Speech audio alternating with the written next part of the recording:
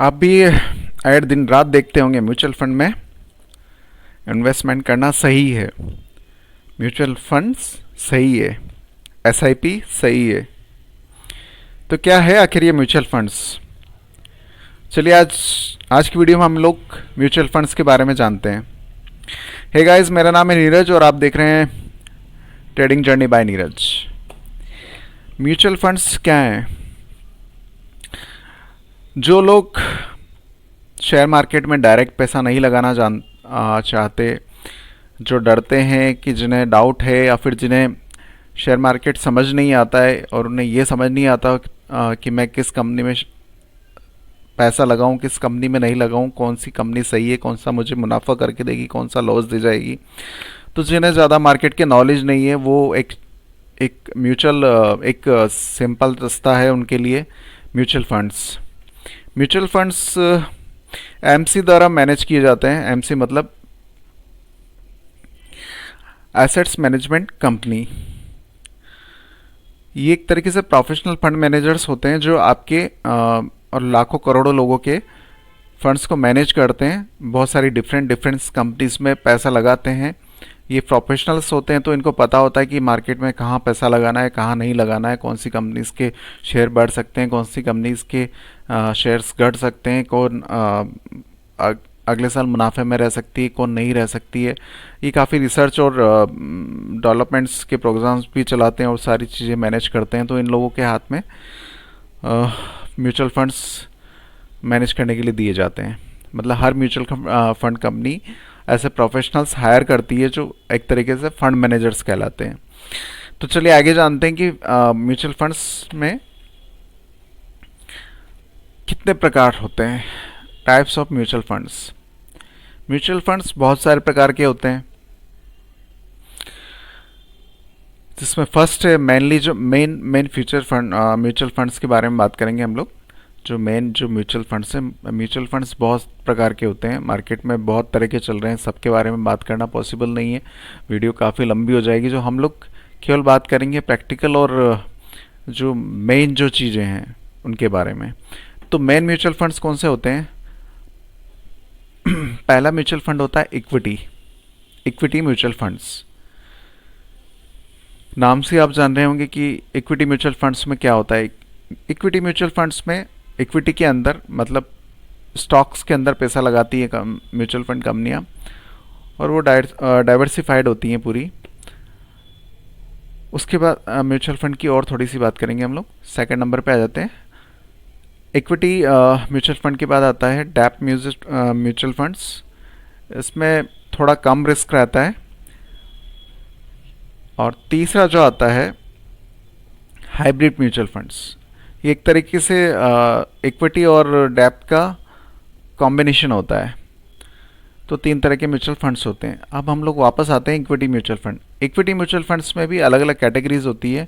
Equity mutual funds में होता है, सबसे पहले आप मान लीजिए लार्ज कैप, सबसे पहले आएगा इंडेक्स फंड्स। इंडेक्स फंड में आप नाम से ही जान रहे होंगे कि जो इंडेक्स होते हैं उसके अंदर पैसा लगाया जाता है। कंपनी उसके अंदर अपना डाइवर्सिफाइड करती है। जो भी निफ्टी 50 या जो भी इंडेक्स हैं उनके अंदर, इसके अंदर थोड़ा रिस्क कम हो जाता है, क्योंकि इंडेक्स में बहुत सारी कंपनीज होती हैं, बहुत सारे उनका कॉम्बिनेशन होता है। तो और मेनली बड़े बड़े कंपनीज और इनका होता है, तो इसमें रिस्क कम रहता है।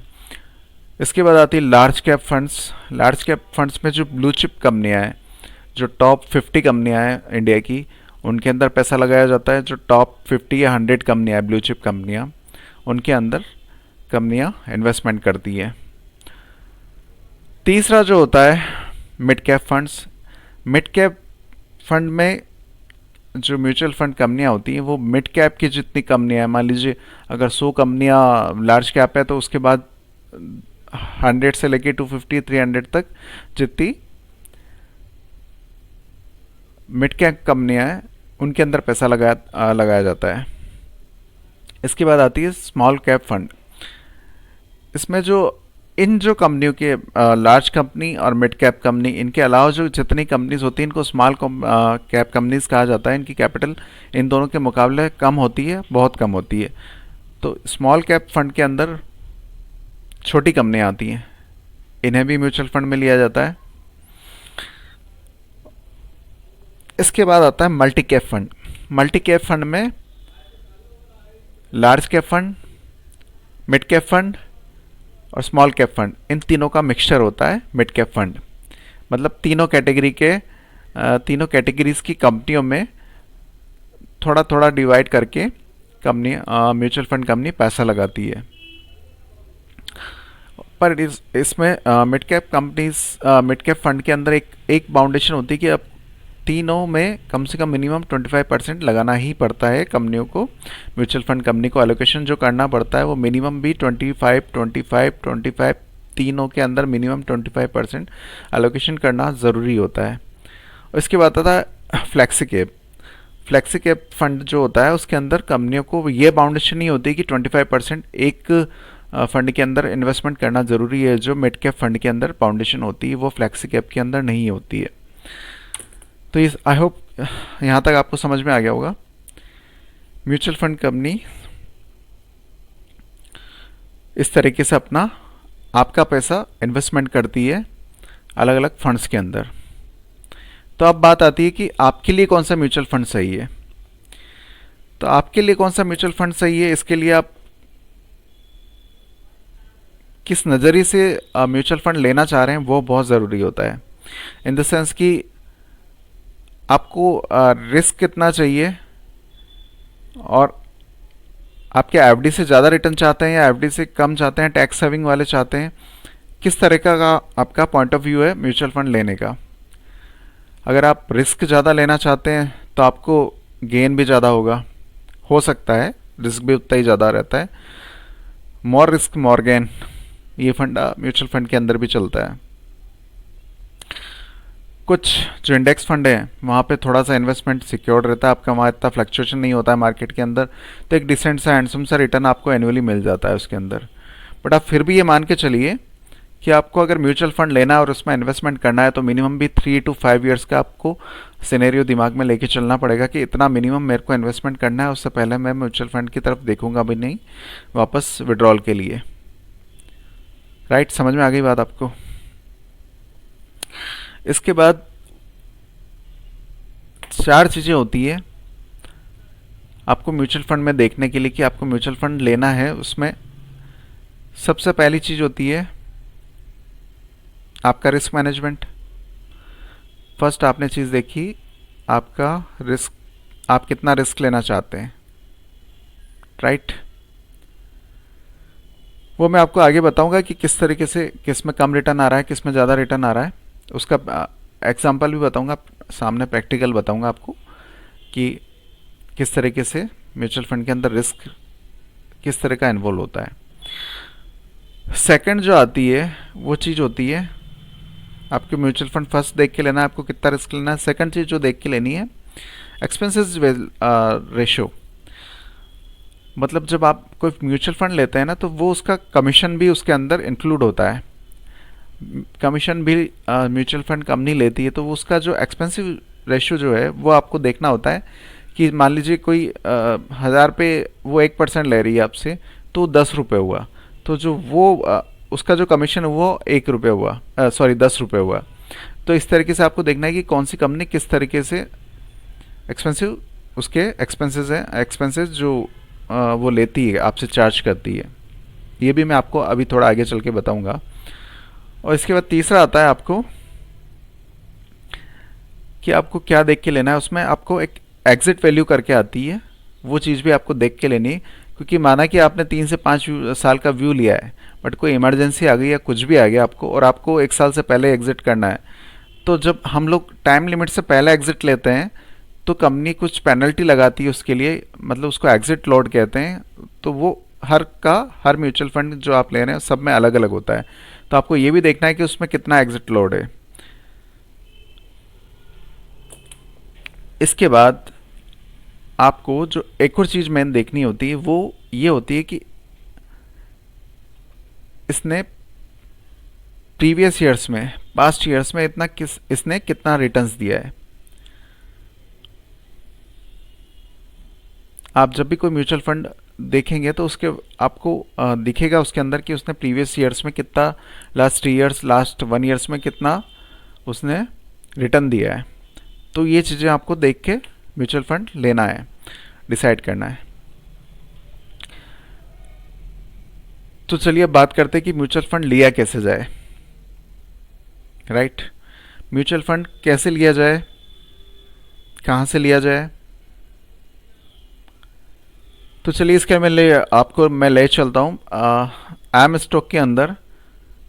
एम स्टॉक के अंदर आप अपना डिमैट अकाउंट खुला सकते हैं। ये जीरो ब्रोकरेज का दावा करते हैं। एफएनओ के अंदर भी जीरो ब्रोकरेज है, शेयर ट्रेडिंग के अंदर भी जीरो ब्रोकरेजेज है इनकी। तो म्यूचुअल फंड आप इसके अंदर ले सकते हैं, क्योंकि आप इसके साथ ट्रेडिंग वगैरह कुछ भी इन्वॉल्व कर सकते हैं। तो ये मैं आपको लेके आ गया हूँ एम स्टॉक के डैशबोर्ड पे। एम स्टॉक के डैशबोर्ड पे आने के बाद हम लोगों को यहाँ पे एक बीच में दिख रहा होगा म्यूचुअल फंड। म्यूचुअल फंड, इस पे हम लोग क्लिक करेंगे। इसमें आप देखेंगे साइड में यहाँ पे आपको कैटेगरीज। तो ये कैटेगरीज हम लोगों को देखते जानी है कि किस किस में आपको किस में क्या चाहिए। इसमें सबसे पहले आ रहा है फंड विथ बेस्ट रिटर्न्स, मतलब जिन फंड्स ने सबसे बेस्ट रिटर्न दिया है वो फर्स्ट कैटेगरी में आ रहे हैं। फिर उसके बाद आ रहा है टॉप रेटेड फंड्स,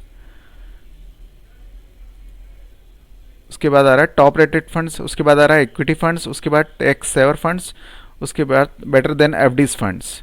तो इसमें हम लोग अलग अलग जाके देखते हैं कि किस तरीके से किस में क्या है।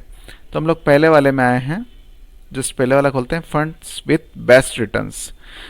इसको जैसे हम लोगों ने खोला तो इसमें आप देखेंगे सबसे पहला आ रहा है Nippon India small, ICICI Pru commodities, HDFC small cap. तो सबसे पहले जैसे हम लोगों ने, आपको इसका डैशबोर्ड पे दिख जाएगा, जैसे मैंने सबसे फर्स्ट वाला खोला Nippon India small cap fund. तो इसने 1 ईयर में जो हमारे रिटर्न 1 ईयर में इस फंड ने जो रिटर्न जनरेट करा है वो 37.21% का रिटर्न है, मतलब 37% समथिंग का इसने 1 साल में रिटर्न दिया है। 3 साल का इसका रिटर्न का एवरेज रहा है 48% का, और 5 ईयर्स का इसका रिटर्न का एवरेज रहा है 23.37% का। राइट, इसी के नीचे हम लोग और देख लेते हैं। आईसीआईसी प्रूडेंशियल कमोडिटीज़ फंड है डायरेक्ट वाला, इसने 1 साल का रिटर्न इसका लास्ट 1 ईयर का रहा है 29.39%, लास्ट 3 साल का रहा है इसका 46%, 5 ईयर्स का अभी अवेलेबल नहीं है इसका। इसके बाद नीचे आ रहा है HDFC direct, HDFC small cap funds, इसमें 1 ईयर का रिटर्न 42% है इसका, 3 ईयर्स का रिटर्न इसका 45% है, और 5 ईयर्स का रिटर्न 11.62% है। तो ये जो इतना हाई रिटर्न दे रहे हैं, ये आप ये मान के चलिए जितना हाई रिटर्न होगा उतना हाई रिस्क भी होगा। ये आपको सिंपल सा फंडा रखना है, जितना हाई रिटर्न्स आपको किसी म्यूचुअल फंड के अंदर दिख रहा है उतना ही रिस्क उसके अंदर है भी। हो सकता है कि इसका रिटर्न माइनस में भी हो जाए, ये मान के चलिएगा आप। बट इन्होंने 3 से 5 साल के अंदर अपना जो आंकड़ा है वो पेश कर रखा है कि 3 साल में हमने इतना रिटर्न दिया है, और 1 ईयर में मैंने 37% का रिटर्न दिया है। वैसे सारी कंपनियां वेल इस्टेब्लिश्ड हैं, सारी बहुत पुरानी कंपनियां और सारी बड़ी बड़ी कंपनियां, तो आपको कहीं इस तरह की डाउट तो होना नहीं चाहिए कि कहीं कुछ हो जाएगा आपके फंड के साथ में या कुछ गलत हो जाएगा। ऐसा कुछ भी नहीं होगा, बट रिटर्न्स में ऊपर नीचे हो सकता है, फ्लक्चुएशन आ सकती है, कुछ भी ऊपर नीचे हो सकता है। तो आपको डिसाइड करना है कि आपको ज़्यादा रिस्क लेनी है तो आपको ज़्यादा रिटर्न्स मिलने के भी चांसेस बढ़ जाएंगे। आपको कम रिटर्न्स लेने हैं तो आपको ये देखिए, जैसे बेटर देन एफडीज में आ जाइए। बेटर देन एफडीज वाले में आपको ये 8.22 का रिटर्न्स मिल रहा है फर्स्ट वाले में, ये देखिए 7.99, 1 ईयर का रिटर्न इसका 7.99 का आ रहा है। इसके बाद 3 ईयर्स का 14.13 का आ रहा है। तो देखा आपने किस तरीके से रिटर्न एकदम से कम हो गए। ये बड़ौदा बीएनपी परिबास क्रेडिट वाले में 8.22 का 1 ईयर का रिटर्न आ रहा है, 3 ईयर का रिटर्न 12% के आसपास का आ रहा है, 5 ईयर्स का रिटर्न इसमें 7.79% का आ रहा है। इस तरीके से रिटर्न्स कम होते जाएंगे। अब एक और देख लेते हैं हम, सेकंड वाला टॉप रेटेड फंड्स। जो टॉप रेटेड है फंड्स में, उनमें देख लेते हैं हम लोग क्या रिटर्न आ रहा है। आईसीआईसी प्रू इंफ्रास्ट्रक्चर फंड, इसमें 1 ईयर का रिटर्न आ रहा है आपका 42% का, 3 ईयर्स का रिटर्न आ रहा है 44% का, और 5 ईयर्स का रिटर्न आ रहा है 20% का। इसमें SBI control fund contra fund, sorry SBI contra fund आ रहा है इसके नीचे। इसमें 1 ईयर का रिटर्न आ रहा है इसका 30% का, 3 ईयर्स का रिटर्न आ रहा है इसमें 41% का, और 5 ईयर्स का रिटर्न आ रहा है 20% का। चलिए अब एक म्यूचुअल फंड को हम लोग खोल के देखते हैं। ये इसको खोला हम लोगों ने, ये इसका ग्राफ बता रहा है। अब इसमें आपको ये बताएगा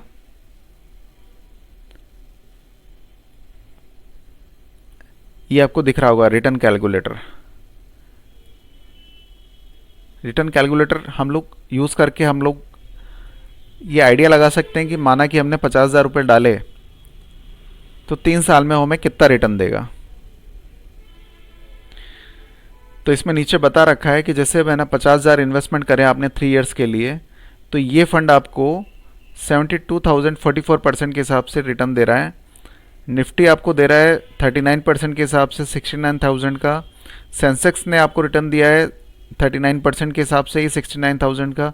और फिक्स डिपॉजिट ने आपको 60% 21% के हिसाब से 60,500 का रिटर्न दिया है। मतलब एफडी से इसने डबल रिटर्न दिया है एक तरीके से। एफडी का रिटर्न आ रहा है 21% का, और इसका रिटर्न आ रहा है 44% का। निफ्टी से भी ज़्यादा है, सेंसेक्स से भी ज़्यादा इस फंड ने रिटर्न दिया हुआ है, ऐसा इसका कहना है। ये ऐसा ये बता रहा है यहाँ पे। तो हम लोग इसमें और नीचे चलते हैं।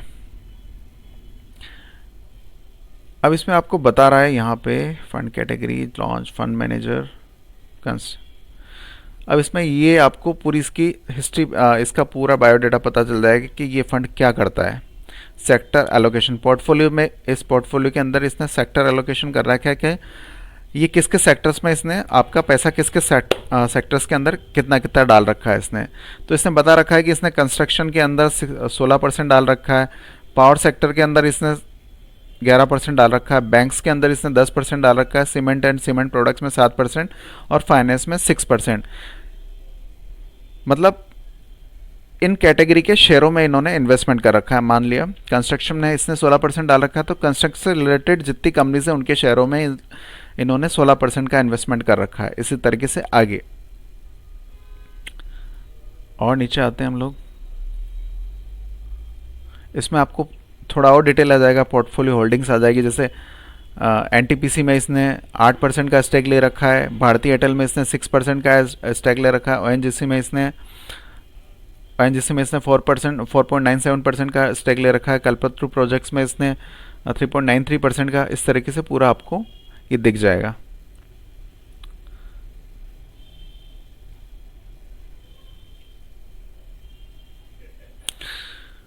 जो मैं आपको बता रहा था इसकी कि आपको क्या देख के लेना है, उसमें मैंने आपको एक चीज़ बोली थी, एक्सपेंसेस रेशियो देख के लेना है आपको। तो हर चीज़ में आपको ये, जैसे यहाँ पे आपको ये एक्सपेंसेस रेशियो दिख रहा है 1.52% का। मान लीजिए 1,000 पे ये 1.52% का इनका एक्सपेंसेस रेशियो लेते हैं। एक तरीके से आप कमीशन मान सकते हैं इसे। 15 रुपये करीब ये लेंगे आपसे आपके 1,000 के इन्वेस्टमेंट पे।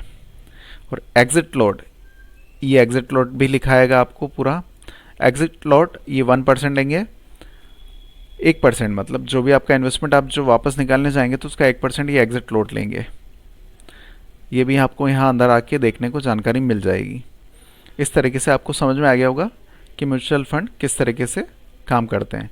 अब म्यूचुअल फंड ले कैसे हैं, तो मैं इसी में एम स्टॉक में ही आपको बताने जा रहा हूँ कि म्यूचुअल फंड कैसे लें। तो आपको साइड के अंदर जब हम लोगों ने ये आईसीआईसी प्रूडेंशियल वाला खोल रखा है, मैं आपको वापस बता देता हूँ स्टार्टिंग से। डैशबोर्ड पे आए, म्यूचुअल फंड्स के अंदर गए हैं हम लोग। म्यूचुअल फंड्स में हम लोगों ने सेलेक्ट करा है कि हमें टॉप रेटेड फंड्स में से देखा है या इक्विटी फंड्स में से देखना है, टैक्स और फंड्स में से देखना है, या किसी में से भी देखना। मान लीजिए अभी मैंने टैक्स और फंड में से खोला और मुझे लग रहा है कि इसमें से ये वाला मेरे लिए बेस्ट है, जो मुझे 24% का टैक्स और वाला 1 ईयर का जिसका 24% का आ रहा है, बंधन टैक्स एडवांटेज करके जो फंड है, इसकी मेरे लिए बेस्ट है और मुझे इसको लेना चाहिए। तो आपको साइड में ही ऑप्शन दिख रहे होंगे दो, एक लमसम और एक एसआईपी। लमसम का मतलब ये होता है कि मान लीजिए आप आपको आपके पास 1 लाख रुपए और आप 1 लाख रुपए पूरे इसके अंदर डालना चाहते हैं, तो 1 लाख रुपए आप पूरे डाल सकते हैं, तो उसको लमसम अमाउंट कहा जाएगा। एक ही बार में आपने 1 साल का पूरा अमाउंट डाल दिया। और एसआईपी का मतलब ये होता है सिस्टमेटिक इन्वेस्टमेंट प्लान। ये होता है कि आपके हर महीने एक अमाउंट आप जो डिसाइड कर देते हैं वो हर महीने आपको जमा कराना पड़ता है इस म्यूचुअल फंड के अंदर। वो हर महीने का होता है आपका, और कितने टाइम तक आप कराना चाह रहे हैं वो आपके ऊपर डिपेंड करता है। तो एक फिक्स अमाउंट वो 500 रुपये से भी हो सकता है, स्टार्ट हो जाता है आपका एसआईपी। तो चलिए हम लोग इसमें क्लिक करते हैं, लमसम पे क्लिक करते हैं। लमसम में आपसे पूछा है कितना अमाउंट आपको करना है। मान लीजिए ये 25,000 रुपये लिखा रहा है तो मैं 25,000 ही करता हूँ, यहाँ 1 लाख रुपये मान लीजिए 1,25,000 कर दिया ये। अब आपको करना है पेमेंट मोड, यूपीआई से करना है आपको या नेट बैंकिंग से करना है। फिर यहाँ पे अगर आपको यूपीआई से करना है तो यूपीआई आईडी डालनी है आपको, या फिर नेट बैंकिंग से करना है तो नेट बैंकिंग का यहाँ पे आप क्लिक करके नेट बैंकिंग पे ले जाएगा इस तरीके से, राइट। यहाँ पे आपको लॉगिन करके आपकी नेट बैंकिंग से कर सकते हैं आप। फिर इसके बाद आएगा, इसके बाद हम लोग जानते हैं कि एसआईपी से कैसे करें।